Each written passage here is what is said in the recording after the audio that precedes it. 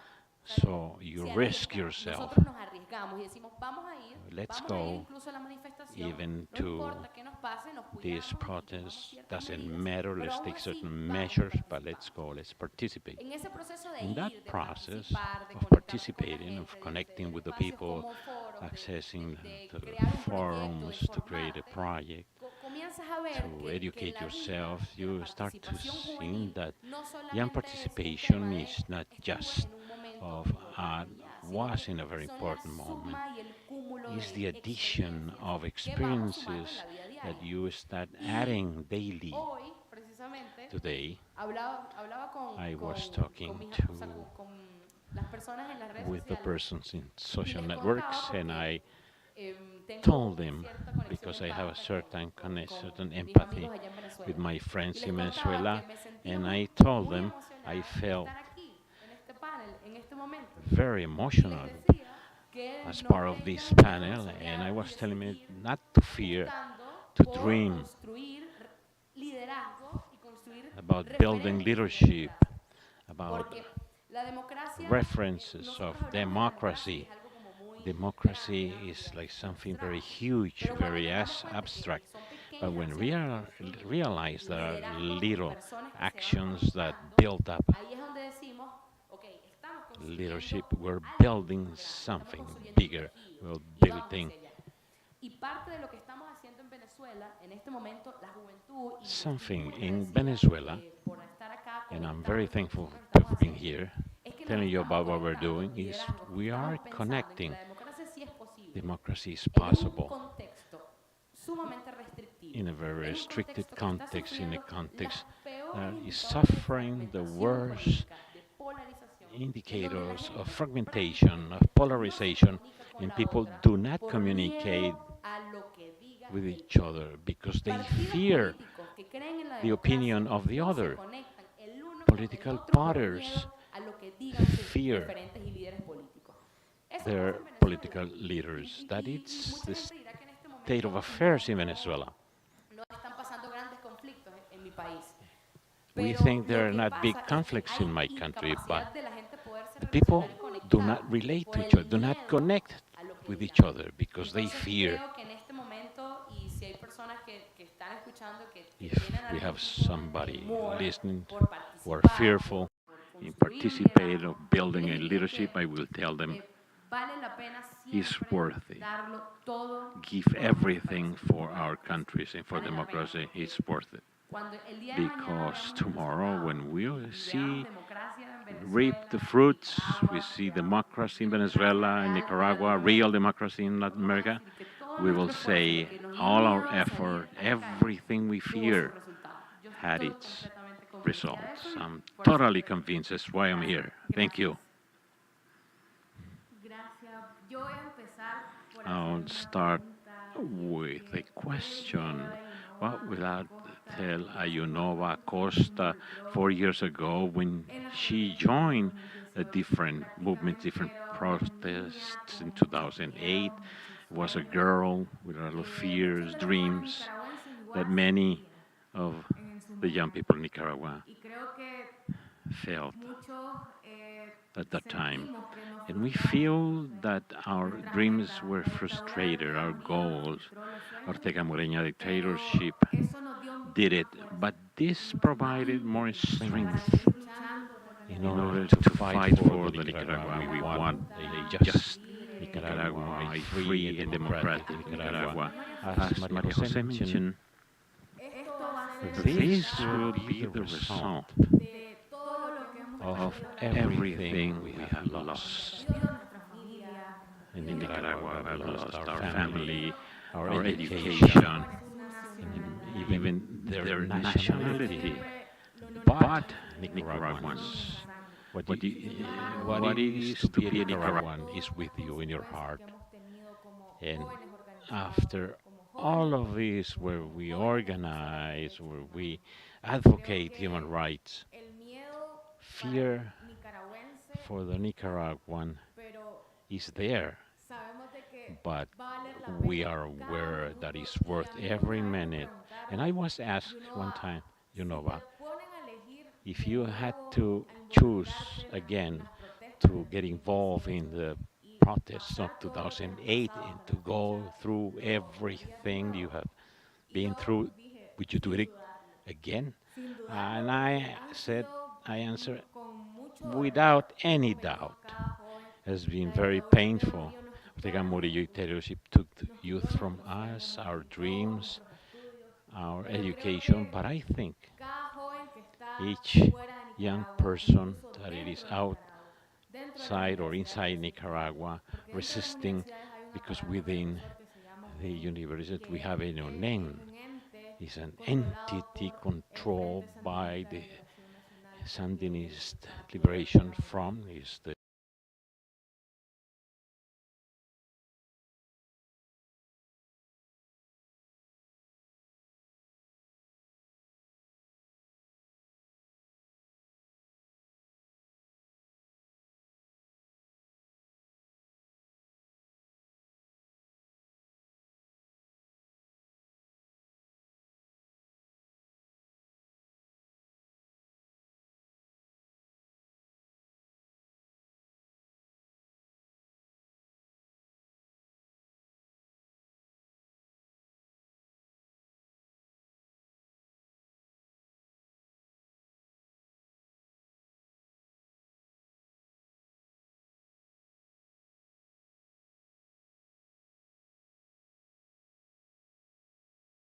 previous generations. Nicaragua have dealt with these situations to try to find solutions peacefully and in democracy. This is the legacy of for the coming generations.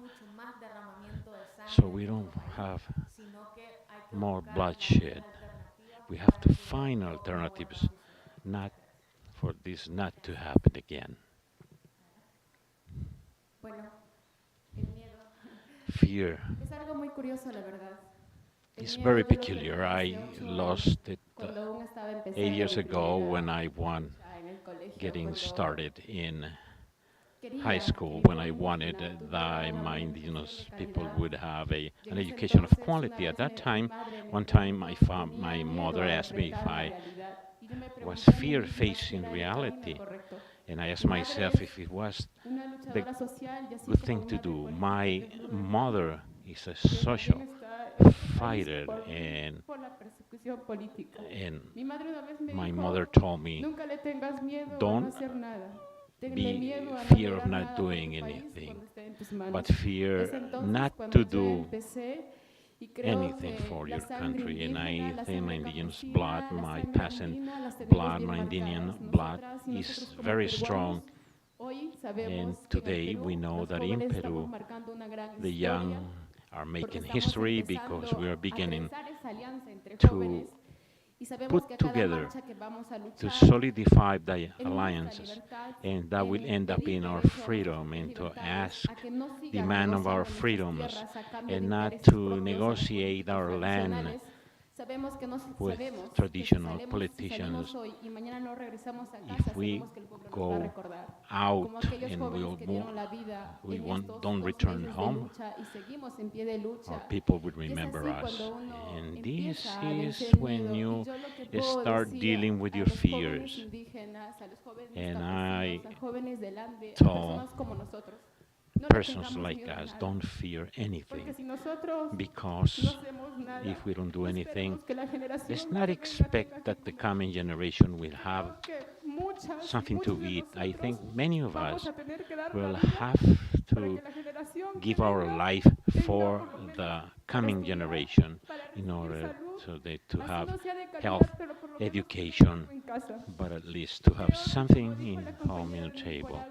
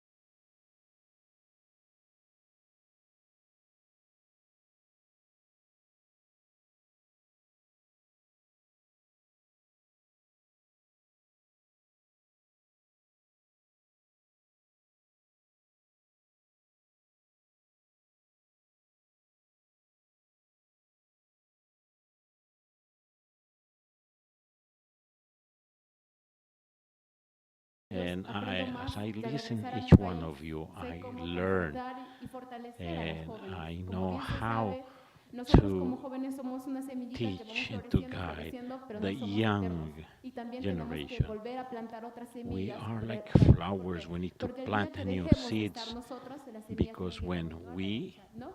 Como decimos, seremos are not siempre la present, flor. others will En un come. atardecer y un otoño brillará. Eso creo que es lo que todos podemos. We will have a Gracias, new Alejandro. flower.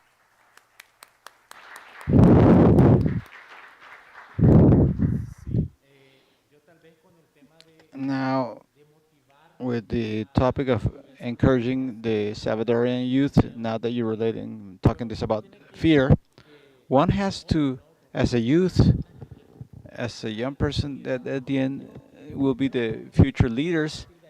That from their leaderships are the ones that have to, that are already, those that are already there have to be the leaders and channel so the other people, the other youth empower themselves, because at the end,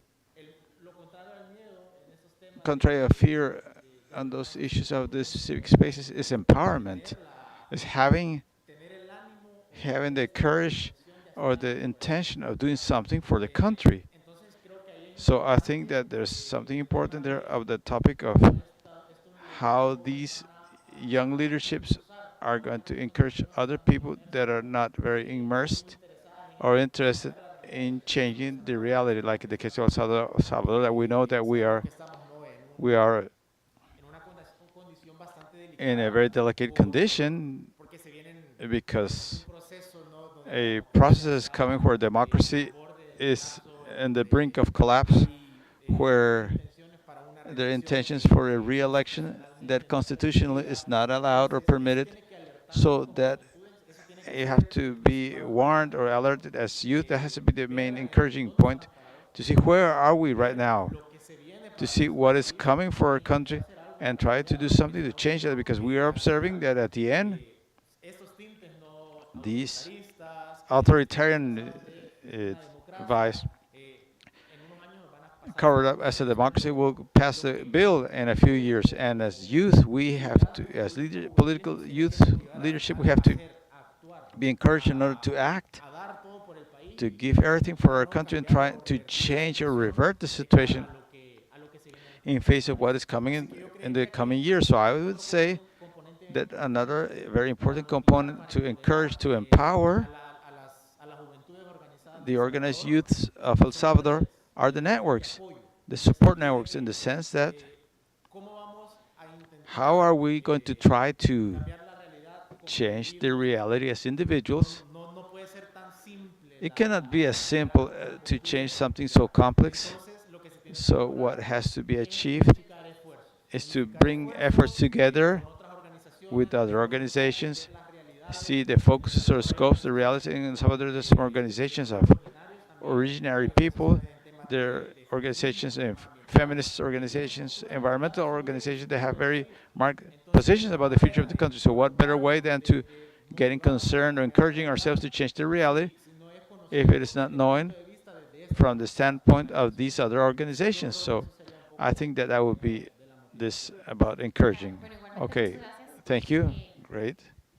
Por esos mensajes, yo creo que For aquí those lo que nos messages. I llevamos think es that what we're que los taking jóvenes no home estamos is that solos, we youth are no not estamos solas by tampoco, ourselves. somos muchos, We vamos, are tal vez many of us, podemos decir although que un poquito I could say that separados, we're a little ¿verdad? bit Nicaragua, isolated. Nicaragua, Costa Venezuela, Rica, Costa Perú, Rica, El Peru, El Salvador, pero Salvador. esos no son todos los But países those are donde not all the sabemos y countries where estamos we seguros y know, seguras and que we're hay sure jóvenes que that están there are luchando youth por that sus are fighting derechos. for their rights. Entonces, a mí de lo que ustedes So decían, yo what you recalco said, I highlight dos two ideas centrales, y la primera es que core no ideas. vemos And hacia the el first one is to futuro, que no nos looking vemos towards the siempre future, and aquí, we do not always ¿verdad? see Sabemos que ourselves here. detrás de nosotros We know tienen that que venir behind us otras there have to be personas, other people, hombres, mujeres jóvenes, que van a men, luchar young con men and women nosotros por who el are going to fight cumplimiento de estos like los us derechos to humanos fulfill our y human de rights derechos de las personas and the jóvenes. rights of the young people. Y es eso, yo And creo that que is, por medio de las I redes think that sociales, through the ¿verdad? Que social ahora es networks that right un now tema de mucha ayuda is para an eso, issue que of great podemos help for that, llegarnos por to medio de protect las redes, ourselves pero también de las through redes de networks apoyo. and through the support Si networks. hay personas jóvenes que If there are young quieren people that realmente want really empoderarse, to que empower quieren ir a themselves, luchar that por want sus to go and derechos, no fight for their están rights, solos. they are not by Entonces pueden buscar themselves. In their organizaciones countries, they have visibles, organizations, organizaciones a there las are que pueden groups acercar, where they ¿verdad? can Pedir come ayuda, approach, pedir to come información near y to and empezar a ask for luchar por sus help derechos. and Yo creo information and que begin this concordamos todos en eso, ¿verdad? roadway. En que I think we all agree on this respect that there's already certain spaces that they have been around for maybe 20, 30 years. I can say I've been 1 month, 2 months, or 6 months that I'm beginning this. Doesn't matter. Those people that have been 20 years, at some moment they had only 1 month. At that moment they had that illusion of saying, I want to be a part of a different thing, a change. I want to thank you actually for this space. I feel very honored, very happy. I learned a lot.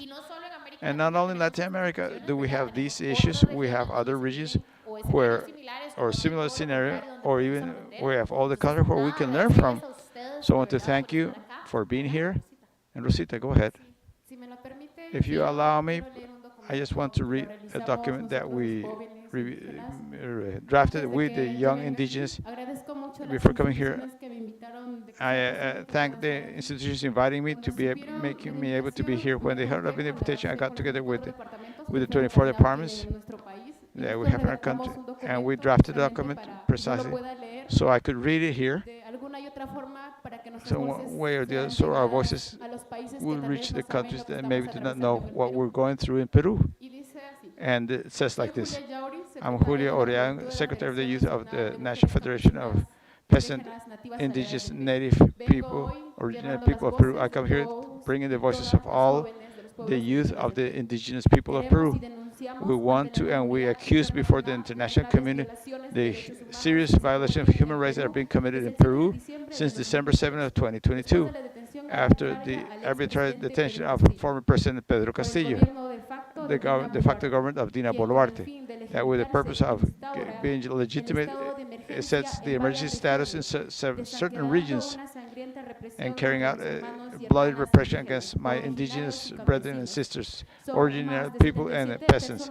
Over 67 people have been killed with war weapons and arbitrary detention of youth.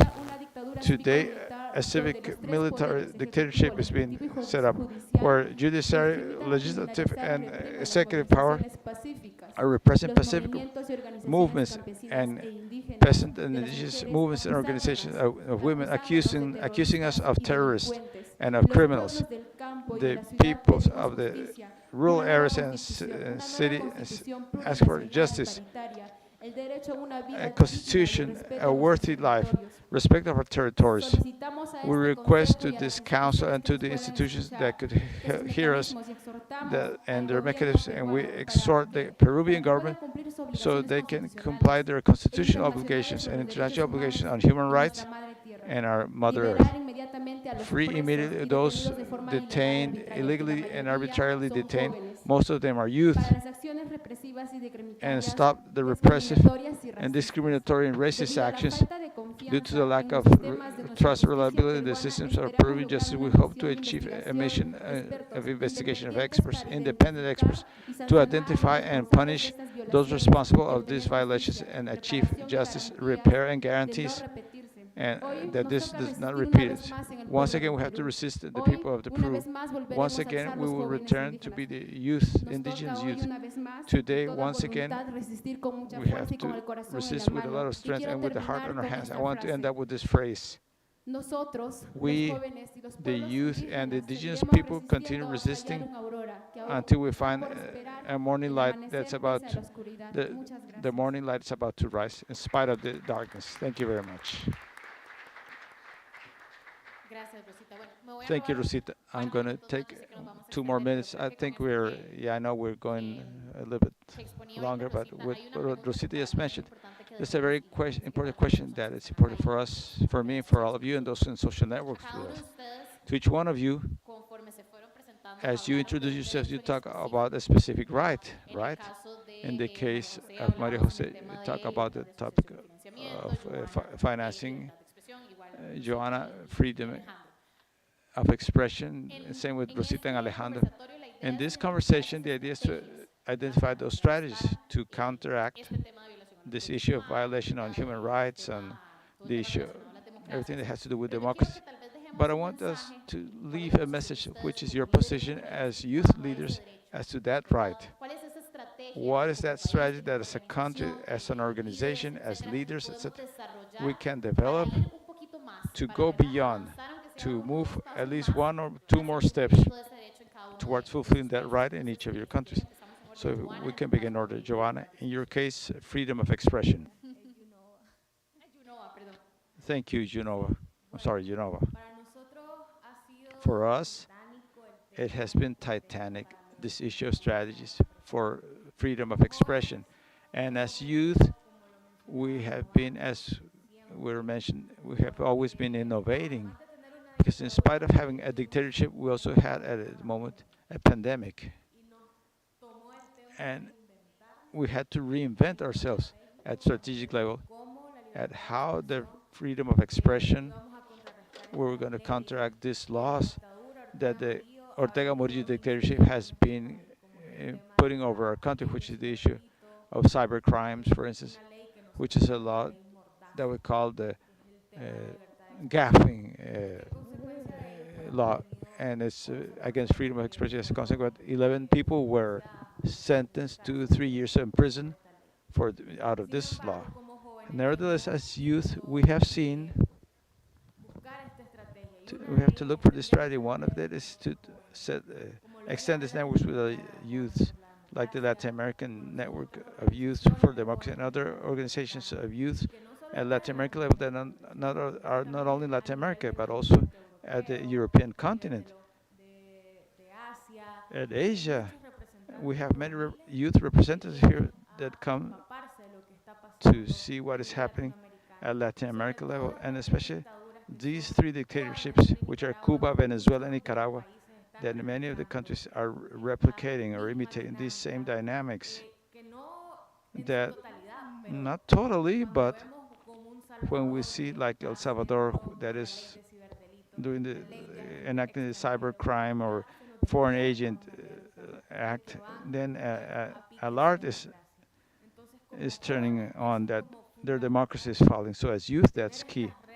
To have these networks with other youth organizations, always been in this type of spaces for to continue raising the voices, because now we cannot say what is happening, because they could be taken to prison, or they could be, even last week there was an illegal detention. He was kicked out of the country, and today that person is in the United States in a completely illegal process by the Ortega Murillo dictatorship. But here we're going to be, I think that when they're youth with the will of fighting for the democracy of a country, I think that the strategies will never finish, and they will always be innovating themselves, and we will continue adapting ourselves to what is happening in the current context, not only in our country, but at Latin American level. Yes, thank you. Maria Jose, in your case, freedom of association and financing. Yes, in Venezuela, when we talk about strategies, we have to set up a different scenario. One, a future vision that as youth and leaders we have to propose in order for the reconstruction of that social network, democratic network that we need in Venezuela. And it happens that currently we have an authoritarian restrictive regime. So how to move from an authoritarian restrictive regime to a democratic system? So the strategies that we as youth are applying and using for that is mainly connecting among ourselves and building new leadership reference. It's no secret to anyone the situations that have happened in Venezuela during the latter years respect to the crisis of opposition in Venezuela. Opposition is the democratic spectrum that faces this authoritarian regime. So when we plan strategies to face that, we find the limitations I commented in my first intervention, that we with very difficulty can we have access to have organizations and social and civil society, and even creating political parties of the youth, and that these organizations can receive financing. We apply strategies of partnership with larger organizations that have longer time and have different background. It is very important to highlight this point, because basically what the Venezuelan youth are currently doing is building these new leadership references to supply the vacuums of disintegration, of decomposition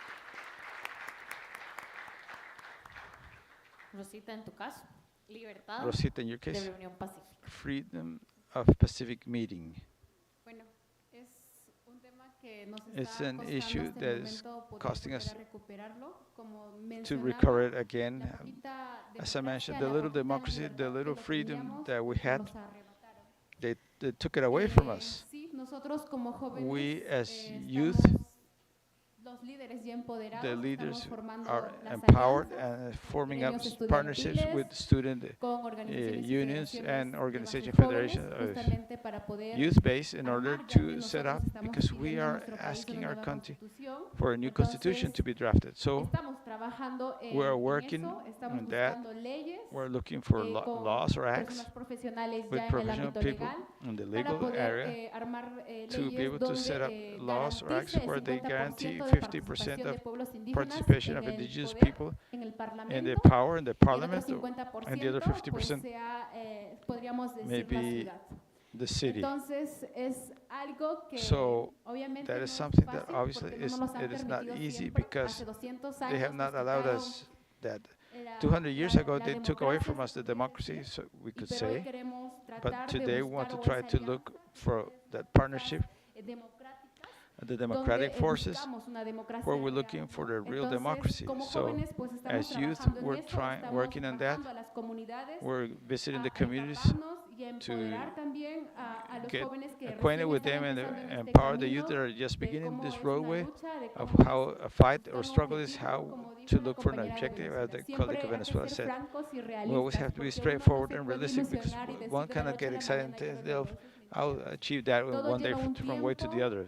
That's the todo lie. es un Everything takes a proceso time. de lucha Everything is cotidiana a día por día process para of poder daily llegar struggle al objetivo, to y achieve eso the no objective. termina ahí. And that Tienes does que not seguir finish there. You have to continuando, tienes que continue. You seguir have to luchando continue para mantener, fighting to keep como decir, el objetivo que has logrado, the ¿no? objective Y you have esto, achieved. en And Perú, las this reuniones in pacíficas Peru, the obviamente Pacific ahorita las meetings, tenemos obviously, prohibidas porque they're estamos en un estado de forbidden because we're in a emergencia. under a Eso state que of la emergency. Constitución nos ampara, que sí podemos But the reunirnos Constitution para protects us. no Hey, we solo could para meet for el different tema things. político, pero sin embargo, But pues however, tenemos a Perú we en las have calles Peru con out in the militares, streets with tenemos tanquetas en militaries. la calle, We have y si tanks se in the entera streets. algún policía And que if tú a estás en la police casa officer 3-4, pues finds out that you're in a house with 3 or 4, immediately they have a seize, they enter, and they take you, detain arbitrarily, and in the midst of that, they detain you for 15 months for you to be investigated in spite of the fact that there are not enough proofs or there's not enough evidence of what you're doing. But that's the injustice we're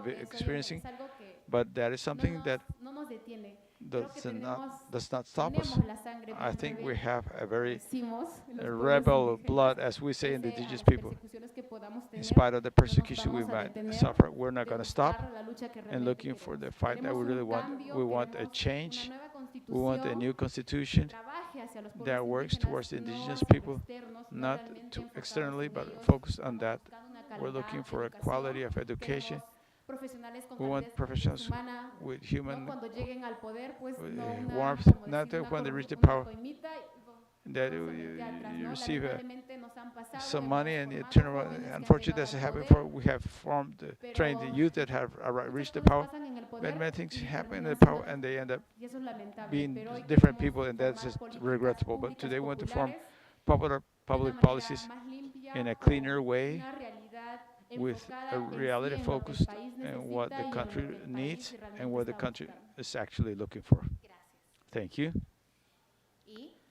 And Alejandro, in your case, it would be the restricted civic liberties as to youth. Well, in the subject matter or topic of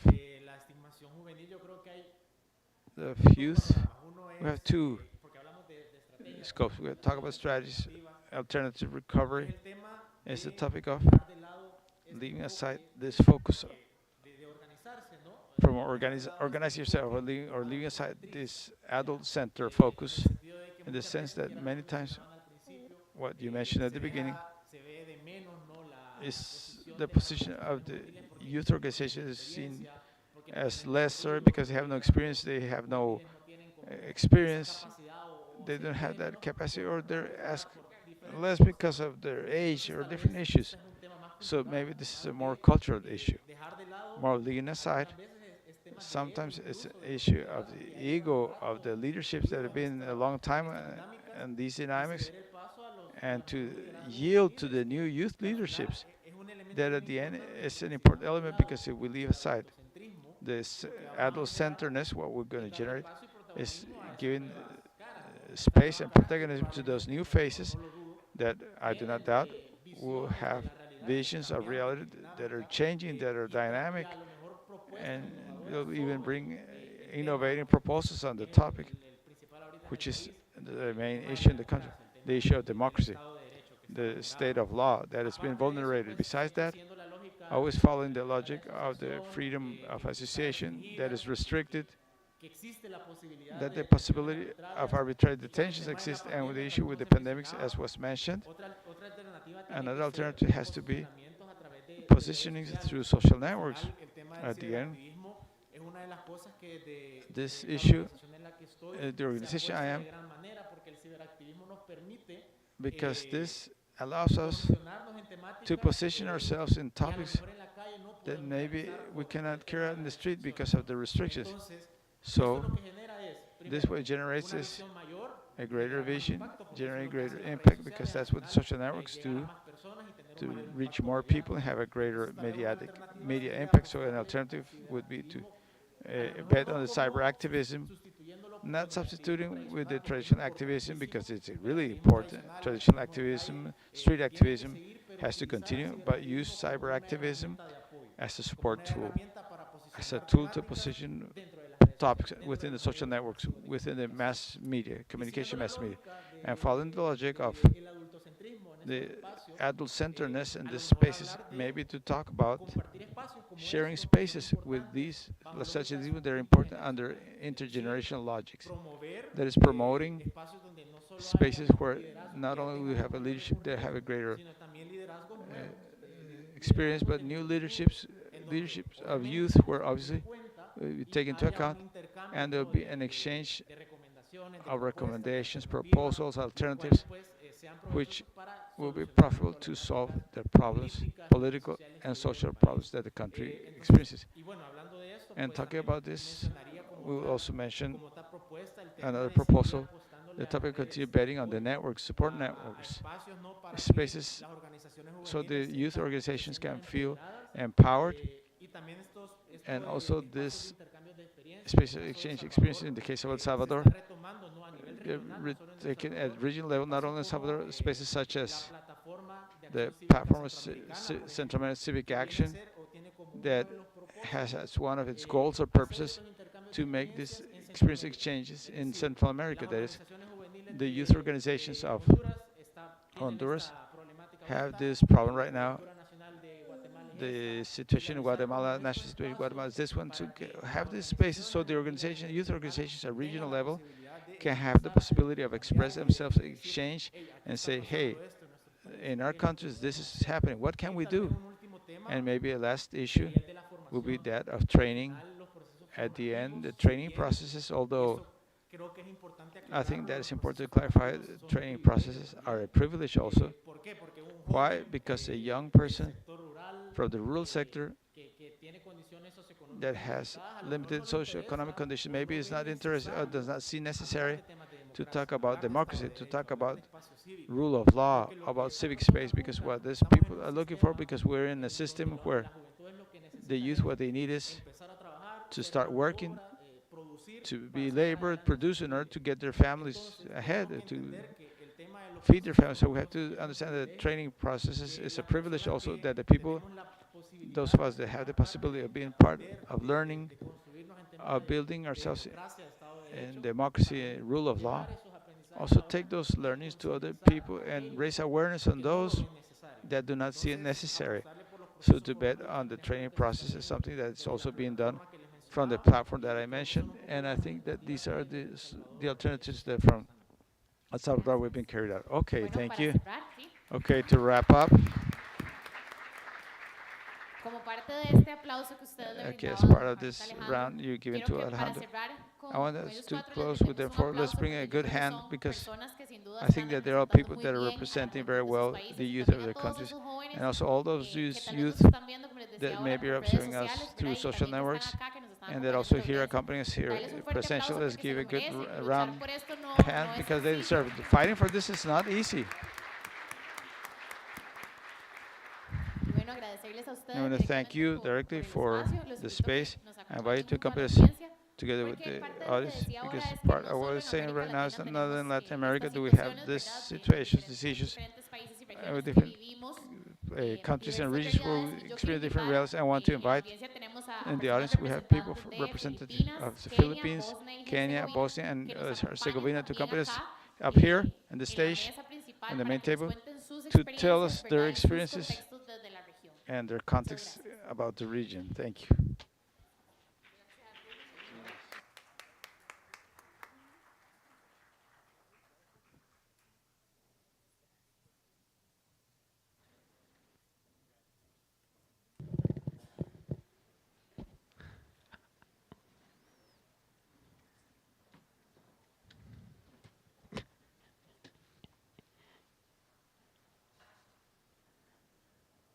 Bueno, bienvenidos al espacio, Welcome ¿verdad? Para mí es to un this gusto que estén acá. space. En esta Very ocasión, happy to have you como here. decía ahorita, lo que queremos As I es mentioned, we escucharlos a want ustedes, to porque hear las from you realidades, tal vez acá en América Latina, because son realities in diferentes, Latin America ¿verdad? are different Pero también from la your posición de ustedes context, no deja de ser menos importante. Así but que your este espacio es position de is very ustedes, que nos important. cuenten So, cuáles son esas vivencias, esas tell us realidades about en sus países. Así que your bienvenidos realities. y el espacio es de Welcome. ustedes. Quien guste Space is empezar. yours, so whomever wants to begin. Okay, I can begin. Hi everyone. Hola My name is todos. Maso. Ma- I'm from the Philippines, and I am the co-founder and executive director of Bangsamoro Policy Research Institute. It's a volunteer-based, non-profit think tank based and focused on Bangsamoro region in the southern Philippines, which provides scholarship and supports research-based policy lobbying at the Bangsamoro Regional Parliament. I also sit at the Global Membership Advisory Board of Generation Democracy Network, which is a global network of young people which provides platform for young people to connect with each other, share ideas and experiences, and collaborate on projects and initiatives aimed at strengthening civic engagements, democracy, and human rights by and for young people around the globe. So I know that I'm supposed to speak about my experience in the Philippines, and I'm just very honored to be here in front of you all. I've heard amazing stories from the previous panel, and I think more than actually sharing my experience in the Philippines, I'd like to take this opportunity to actually send a message of solidarity, because the context in the Philippines is a little bit different. I know that we have a lot of similarities as well, but I think more importantly, as someone, and I've been learning about the experiences and the context of democracy and civic engagement and youth participation in political processes here in Latin America. And so I'm just very amazed and inspired, and I'm heartened by the efforts of young people in this region, this particular region, to create positive change in their communities. I think that you are the future of your society, and your voices are critical to ensure that democratic values and civic engagement remain vibrant and inclusive. So I understand that you, and as well as us in Asia region, face many challenges in our efforts to keep civic engagement spaces open, whether it is political polarization, marginalization, or limited access to resources. These obstacles can be daunting. However, I urge you to stay committed to your cause and to continue to work tirelessly to ensure that all young people have a voice in shaping their communities by staying engaged and active. You're helping to create a more just and equitable world.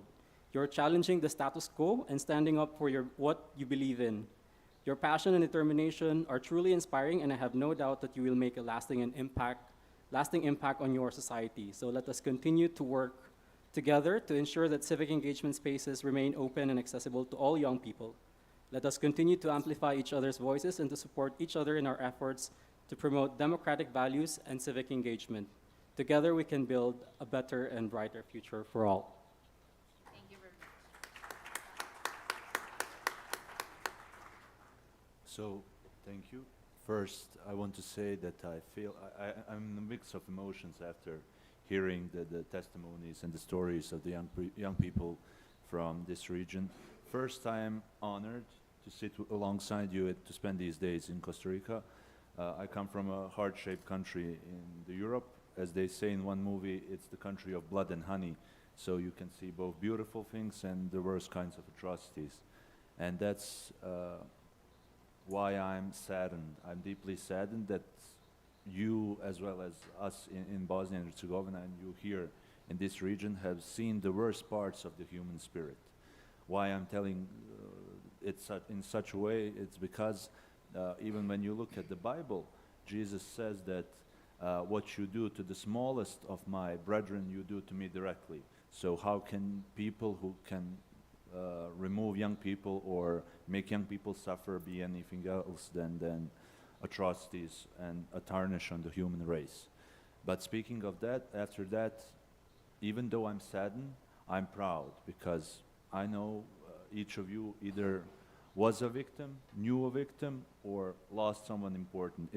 Being a victim doesn't necessarily mean dying or being imprisoned. It means being prohibited from a just and fair educational system, just and fair judiciary system, not having any rights or privileges in your basic human needs. But also those victims, I believe personally, when looking at it from a Bosnian perspective, they didn't wish for tributes, they didn't wish for songs of lore and valor. Their wish was simple: liberty, freedom, and justice as a human being.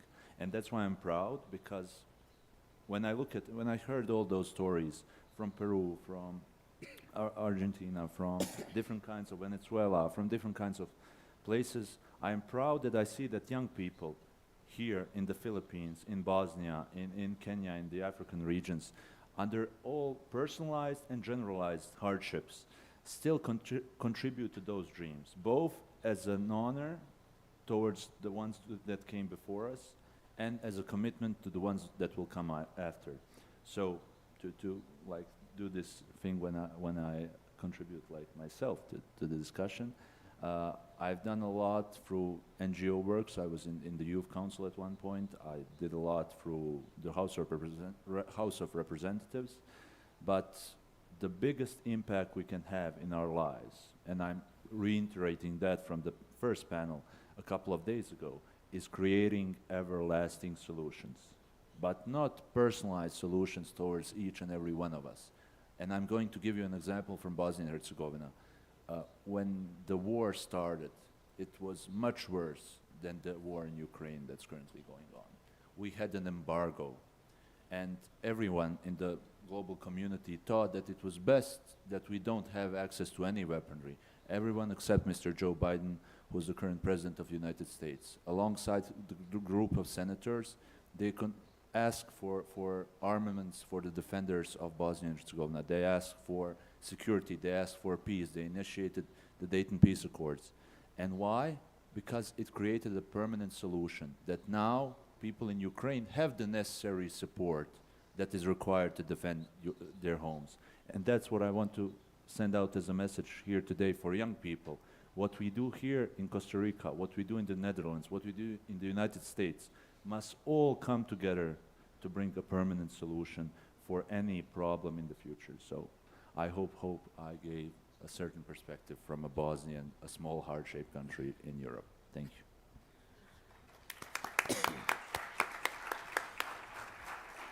Hello, good evening.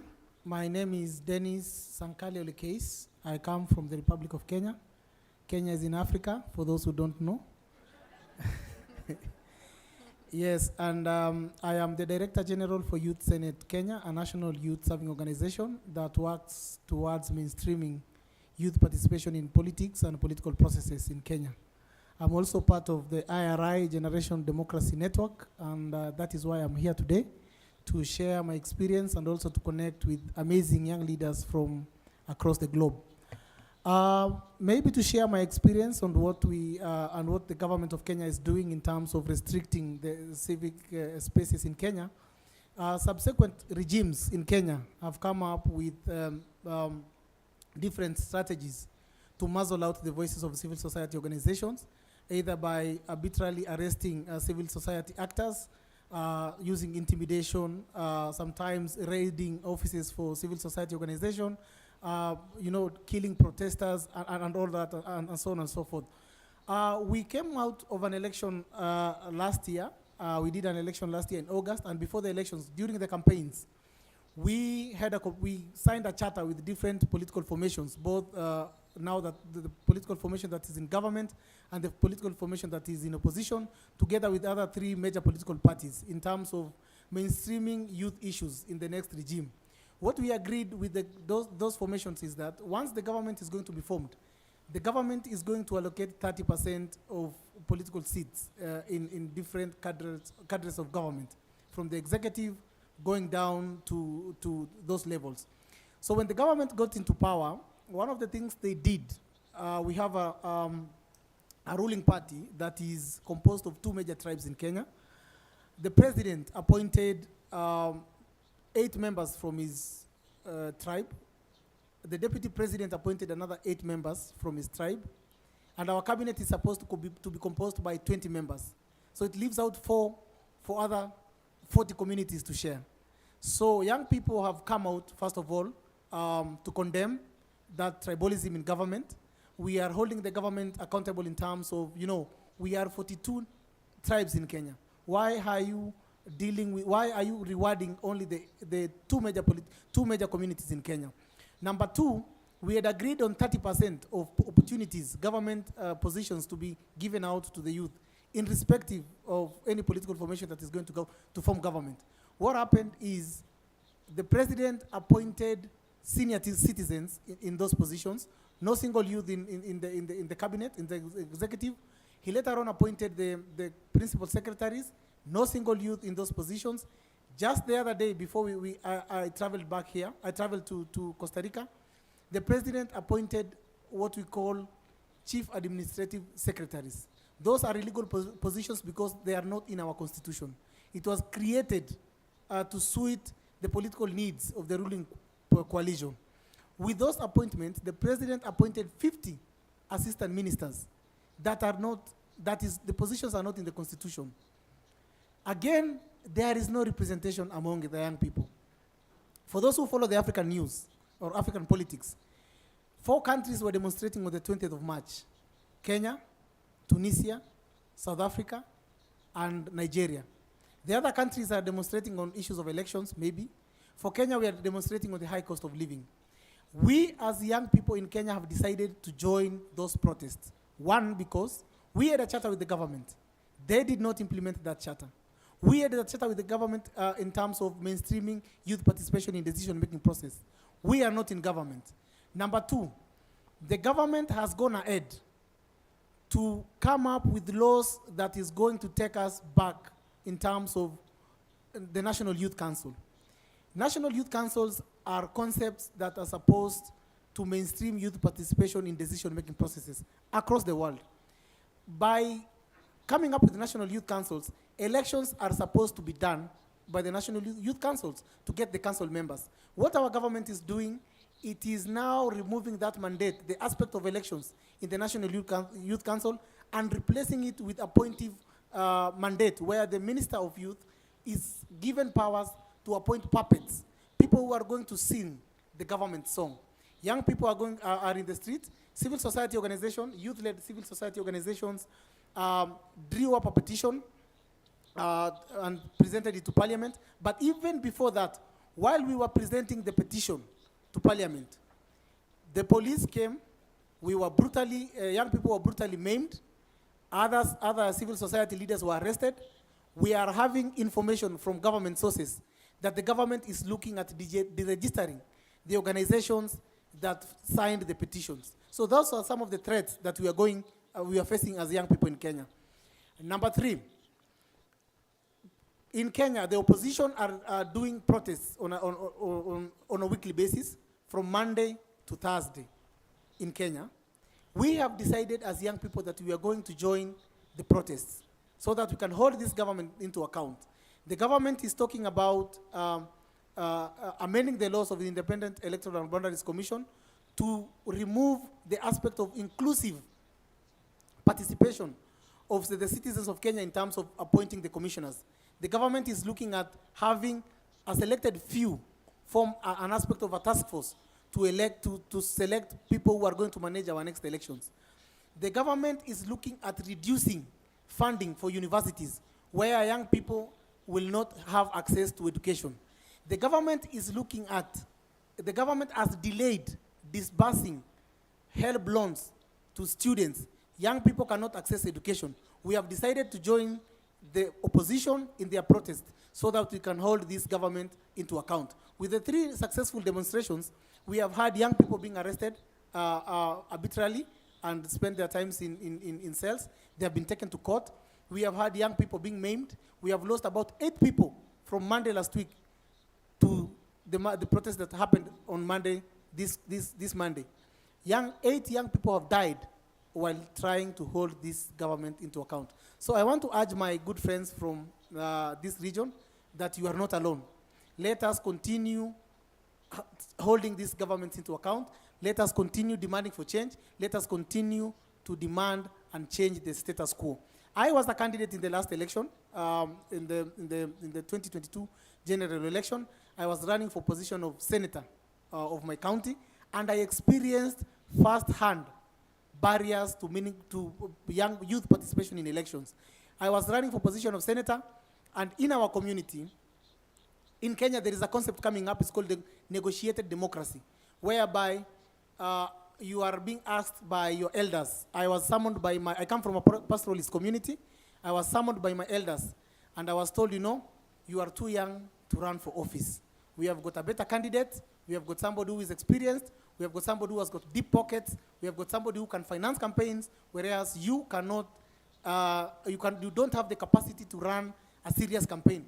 So we are demanding you to step down in favor of this candidate. So it was my first experience with the barriers to youth participation in politics. I am not giving up. In 2027, they will find me ready and better equipped to run for office. So I want to urge my colleagues from the civil society space, all these changes that we are presenting in documents, all these changes that we are talking about in conferences, we can only implement it while we run for office. Go there, run for office, get into parliament, effect those changes. Legislate, make policies that is going to make this world, that is going to make your country a better place. Thank you so much.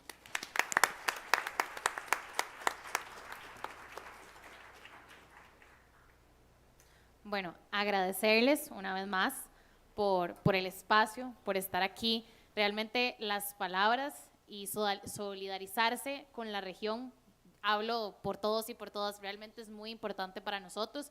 Y el mensaje que podemos dejar hoy, no solo a los que estamos acá presentes, sino también en redes sociales, es lo que decían ustedes, no estamos solos ni solas, somos todo un planeta completo luchando por los derechos de las personas jóvenes. No es solo lo que pase en América Latina, no es solo lo que pasa en Europa, no es solo lo que pasa en el continente africano. En cualquier parte del mundo, todos y todas estamos unidos para poder cumplir con los derechos y tener ese acceso, las personas jóvenes, a derechos que simplemente nos competen y que nos corresponden por ser personas. Así que muchas gracias a ustedes por contarnos sus experiencias, por estar acá. A todas las personas que nos acompañan y nos han acompañado en redes sociales, agradecerles. A la audiencia de hoy, si tienen alguna consulta, si tienen alguna recomendación para presentar el día de mañana, por favor acérquense al equipo organizador, a nosotros y a nosotras, para con gusto y con todo el placer del mundo. With a pleasure tomorrow to bring these recommendations. Thank you. Good night.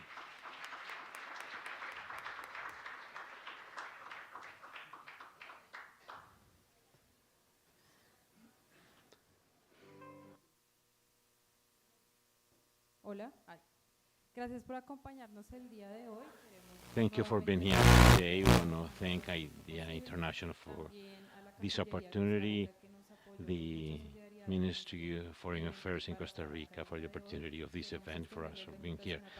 We invite you in the reception in the Antigua Aduana, a few blocks from here, and you will be guided, and we will gather recommendations and questions, and you can contact us in our web address. Thank you and have a good night. Por favor, los ponentes, si se pueden acercar acá para una foto, también había estos invitados. We'll take a picture of those who were involved in the activity this afternoon.